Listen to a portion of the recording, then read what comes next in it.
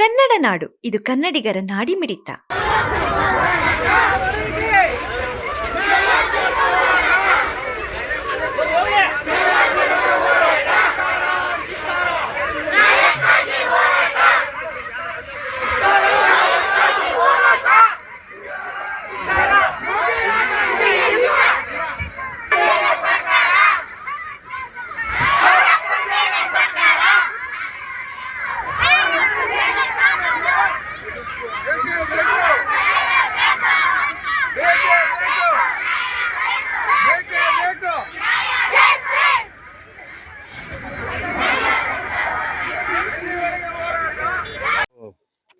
ಮಾಂಜನಗರದಲ್ಲಿ ಒಂದು ಪ್ರಗತಿಪರ ಸಂಘಟನೆ ಮತ್ತು ಯುವಜನ ವೇದಿಕೆ ವತಿಯಿಂದ ಇವತ್ತು ಒಂದು ದೊಡ್ಡ ಬೃಹತ್ ಪ್ರತಿಭಟನಾ ಮೆರವಣಿಗೆಯನ್ನು ಹಮ್ಮಿಕೊಳ್ಳಲಾಗಿತ್ತು.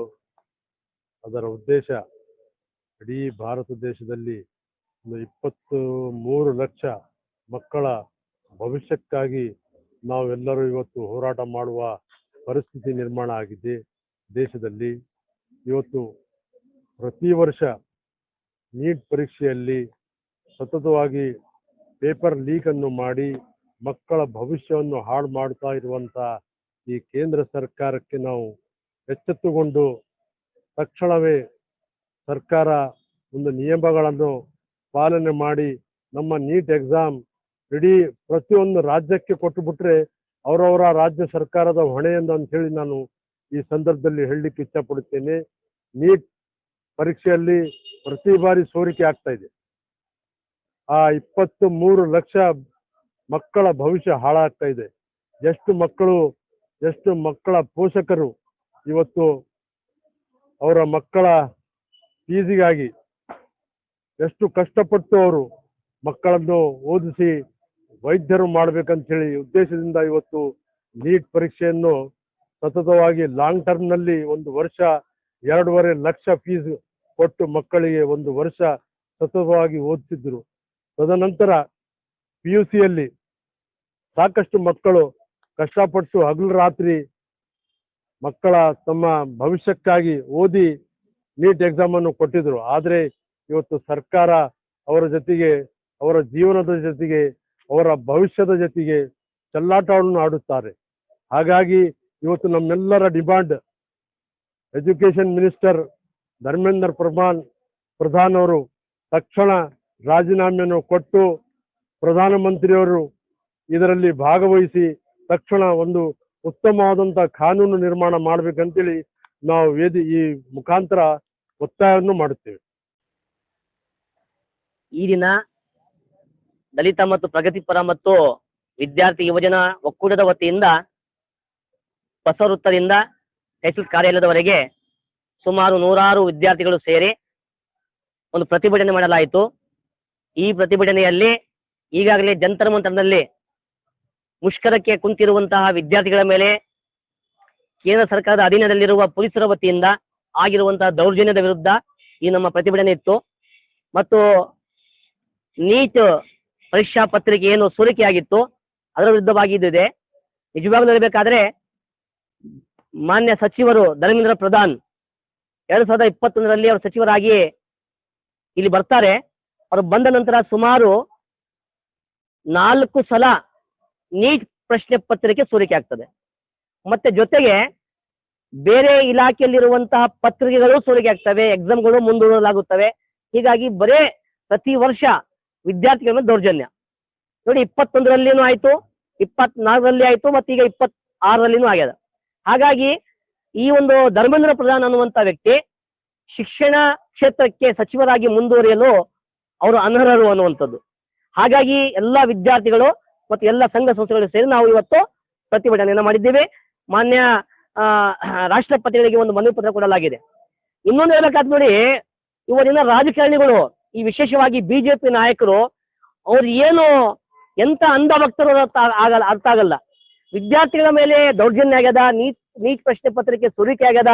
ಅಲ್ಲಿ ಪ್ರತಿಭಟನೆ ನಿರತ ಆಗಿರುವಂತಹ ವಿದ್ಯಾರ್ಥಿಗಳೇ ಆಗಿದ್ದಾರೆ. ಅವರ ಪರವಾಗಿ ಮಾತಾಡೋದು ಬಿಟ್ಟು ಬೇರೆ ರೀತಿಯಾಗಿ ಮಾತಾಡ್ತಾರೆ. ಇವರು ಯಾವಾಗ್ಲೂ ನಮ್ಮ ದೇಶದಲ್ಲಿ ಹಿಂದೂ ಮುಸ್ಲಿಂ ಅನ್ನುವಂಥದ್ದು ಕಾಡಾಡುವಂತ ಒಂದು ಕೆಲಸ ಮಾಡ್ತಾ ಇದ್ದಾರೆ. ಇದು ಯಾವತ್ತೂ ಸರಿಯಲ್ಲ.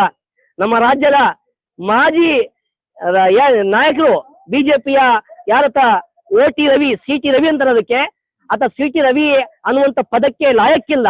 ಬದಲಾಗಿ ಚಿಕ್ಕಮಗಳೂರಿನ ಒಬ್ಬ OT, ಒಬ್ಬ ಕಳ್ಳ ಅನ್ಬಹುದು ಅಥವಾ ಒಬ್ಬ ರೌಡಿ ಅನ್ಬಹುದು.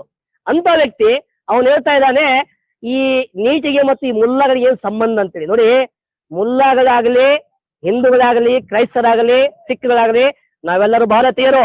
ಇಲ್ಲಿ ಯಾರು ಧರ್ಮದ ಆಧಾರದ ಮೇಲೆ ಬೇರೆ ಮಾಡ್ಲಿಕ್ಕೆ ಸಾಧ್ಯವಿಲ್ಲ. ನೀವು ಬರೇ ಇಂಥ ಸಂದರ್ಭಗಳು ಬಂದಾಗ ನಮ್ಮನ್ನ ಒಡೆದು ಆಳುವಂತ ನೀತಿಯನ್ನ ಅನುಸರಿಸಲಿಕ್ಕೆ ಪ್ರಯತ್ನ ಮಾಡ್ತೀರಿ.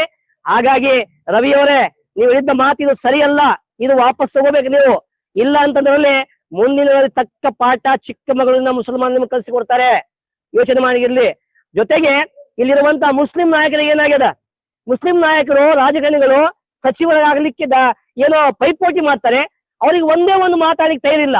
ಇಂಥ ಹೇಳಿಗಳ ವಿರುದ್ಧ ಹೇಳಿ ಕೊಡಬೇಕು ಈ ರಾಜ್ಯದ ಮುಖಂಡರು. ಹಾಗಾಗಿ ನೋಡಿ, ಇವತ್ತಿನ ಮುಲ್ಲಗಳಾಗಲಿ, ಮುಸಲ್ಮಾನರಾಗಲಿ, ಬೇರೆ ಧರ್ಮದವರಾಗಲಿ, ನೀಟ್ ವಿಚಾರವಾಗಿ ಎಲ್ಲರೂ ಒಂದು. ಅಲ್ಲಿ ನೀಟ್ ಪರೀಕ್ಷೆ ಬರುವಂತವ್ರು ಕೇವಲ ಹಿಂದೂ ಮಕ್ಕಳಲ್ಲ, ಕ್ರೈಸ್ತ ಮಕ್ಕಳಲ್ಲ, ಎಲ್ಲಾ ಧರ್ಮ ಜಾತಿಯ ಮಕ್ಕಳು ನೀಟ್ ಪರೀಕ್ಷೆ ಬರೀತಾರೆ. ಹಾಗಾಗಿ ಅವರೆಲ್ಲರಿಗೂ ಸಹ ಸಹಕಾರ ಆಗ್ಬೇಕು. ಅವರೆಲ್ಲರಿಗೂ ಸಹ ಅನ್ಯಾಯ ಆಗಿದೆ. ಹಾಗಾಗಿ ಪ್ರತಿಯೊಂದು ಧರ್ಮದವರು, ಪ್ರತಿಯೊಂದು ಪಂಥದವರು ಧರ್ಮವನ್ನು ಬೆಳಿಟ್ಟು ನಾವೆಲ್ಲ ಭಾರತೀಯರು ಅನ್ನುವಂತ ಒಂದು ಕಲ್ಪನೆಯೊಂದಿಗೆ ನಾವು ಹೋರಾಟ ಮಾಡ್ತಾ ಇದೀವಿ ಅಂತ ಹೇಳಿಕೆ ನಾನು ಇಷ್ಟಪಡ್ತಾ ಇದ್ದೀನಿ. अस्सलाम वालेकुम, गुड मॉर्निंग, नमस्ते आप सभी को। आज हम यहाँ सिर्फ एक एग्जाम के लिए नहीं खड़े हैं, बल्कि हमारे इंसाफ, ईमानदारी और मुस्तकबिल के लिए खड़े हैं। नीट एक ऐसा इम्तिहान है जिसके लिए लाखों बच्चे सालों से तैयारी करे। कुछ बच्चे गरीब परिवार से आते, कुछ लोग गांव से अपने माँ बाप के लिए सालों से तैयारी कर रहे हैं, अपने माँ बाप के सपने पूरे करना चाहते हैं। अगर ऐसे ही पेपर लीक होते रहेंगे तो या इरेगुलरिटीज या अनफेयर प्रैक्टिस चलते रहेंगे तो लाखों बच्चों का भरोसा टूट जाता है। डॉक्टर बनना सिर्फ एक ख्वाब ही नहीं, लोगों का खिदमत करना, कौम की खिदमत करना जरिया भी है। अगर ऐसे ही लोग ये पेपर लीक करते रहेंगे तो बच्चे डॉक्टर कैसे बनेंगे? डॉक्टर जिसको बनना है, डॉक्टर का जी भी नहीं जानते। वो लोग सिर्फ पैसा कमाना है। और हमने रातों की नींद कुर्बान कर दी, हमने अपनी खुशियां छोड़ दी, हमने दिन रात मेहनत की। हमें इंसाफ चाहिए, हमें हमारा हक चाहिए। धर्मेंद्र प्रधान इस्तीफा दो। हमारा एक ही मकसद है, हमारा इस्तीफा चाहिए हमें। ಸಮಗ್ರ ಸುದ್ದಿಗಳಿಗಾಗಿ ತಪ್ಪದೆ ನೋಡಿ ಕನ್ನಡ ನಾಡು ವಾಹಿನಿ. ಸಬ್ಸ್ಕ್ರೈಬ್ ಮಾಡಿಕೊಳ್ಳಲು ಕೂಡಲೇ ಪಕ್ಕದಲ್ಲಿ ಕಾಣುವ ಬೆಲ್ ಐಕಾನ್ ಕ್ಲಿಕ್ ಮಾಡಿ ನೋಟಿಫಿಕೇಶನ್ ಪಡೆಯಿರಿ.